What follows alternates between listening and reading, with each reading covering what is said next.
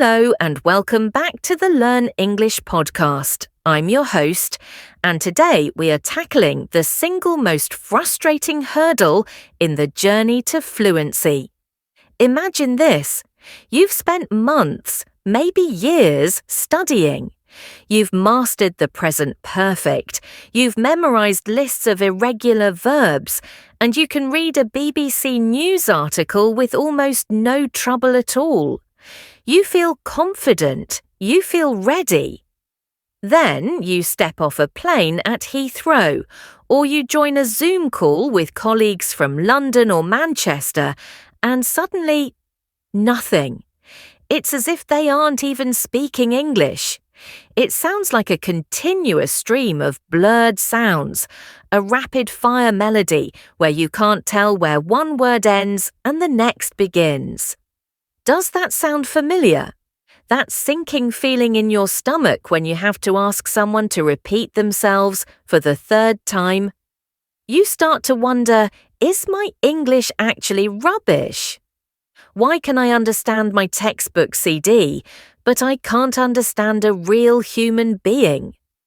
If you've ever felt like your brain just isn't wired for English, I want you to take a deep breath.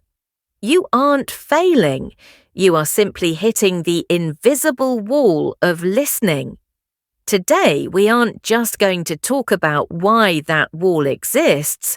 We are going to give you the sledgehammer to break through it.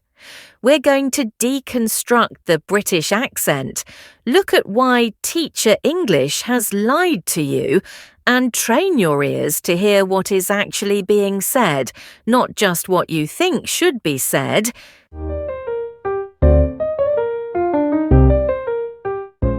The most common complaint I hear from learners is, native speakers speak too fast. But here is the cold, hard truth. We aren't actually speaking that quickly. If you look at the syllables per second, English is often slower than Spanish or Italian.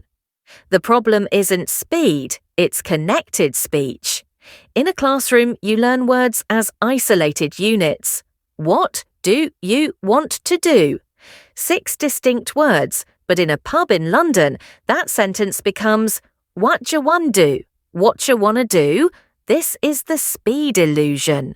Your brain is looking for 6 boxes of information, but the speaker only gave you 2. This happens because of 3 linguistic thieves that steal the clarity of words.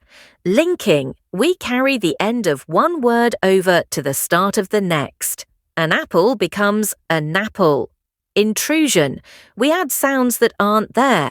If I say go away, I actually insert a tiny W sound, go away.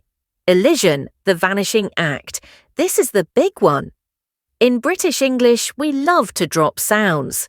The T at the end of next door disappears. It becomes next door. The emotional conflict here is real. When you miss these sounds, your brain enters a processing loop. You stay stuck on the word you missed, trying to decode it, while the speaker has already moved 3 sentences ahead. By the time you've figured out the first word, you've lost the context of the whole conversation. It's exhausting, isn't it? It leads to what we call listening fatigue, where after 20 minutes of English, you feel like you've run a marathon.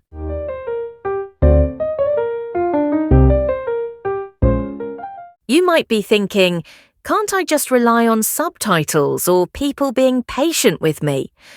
Well, let's look at the stakes. Why does mastering this actually matter for your life? Firstly, there is the social stake. Human connection is built on the small talk and the jokes. Jokes in English rely almost entirely on wordplay and rhythm. If you can't catch the nuances of connected speech, you miss the punchline. You're left smiling awkwardly while everyone else laughs. Mastery means moving from being a guest in a conversation to being a participant. Secondly, there are the professional stakes. In a high-pressure meeting, no one is going to speak like a textbook. They will speak with passion, with speed, and with regional accents. If you are constantly asking for repetitions, it chips away at your professional authority.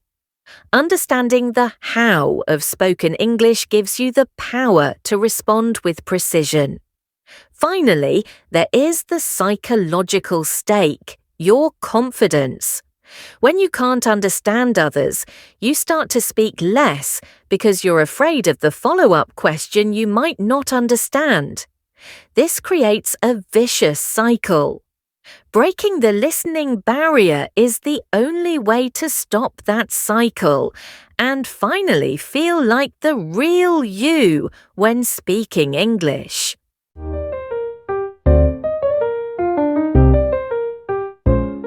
So, how do we fix it? We don't just listen more, that's bad advice. You could listen to the radio for 10 hours, and if it's just noise to you, you won't learn. You need deliberate ear training. Here is our 4-step strategy to turn that noise into music. Step 1. The micro-listening drill. Instead of watching a 20-minute video, take a 10-second clip. Listen to it once. Write down what you hear. Listen again. Use the 0.75x speed setting on YouTube if you must. Your goal is to identify every single ghost sound. Where did the T go? Where did the words join? This is intensive listening, and it's like lifting weights for your ears. Step 2. Hunt the schwa. In British English, the most important sound isn't A, E, or O. It's the schwa A. It's that lazy, relaxed sound. We use it for almost every unstressed vowel. Teacher becomes teacher. London becomes London. If you are listening for a strong O in London, you will never find it. You must train your ears to hear the laziness of the language. Step 3. The shadowing technique. This is a game changer. You must speak the sounds to hear them. When you hear a native speaker say, "I should have gone," they usually say, "I should have gone." Try to mimic that exact physical movement in your mouth. When your brain knows how to produce a blurred sound, it becomes 100% easier to recognize it when someone else says it. Step 4. Accepting high-level gaps. This is a mental strategy. Even native speakers don't hear every single word. We use context to fill in the blanks. If you're at a train station and hear "train platform 4 delayed," your brain fills in the rest.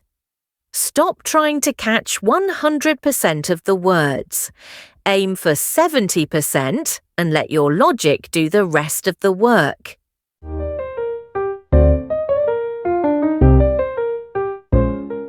Our goal for this episode was simple: to shift your perspective. I want you to stop seeing your poor listening as a lack of intelligence and start seeing it as a lack of decoding skills. By the end of today, I want you to go to any English video, find one sentence of connected speech, and deconstruct it. Find the thieves we talked about, the linking and the dropped sounds. Once you see the trick, the magic trick disappears and it just becomes language again.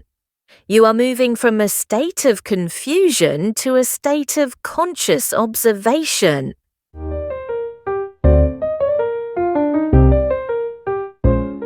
That brings us to the end of episode 7.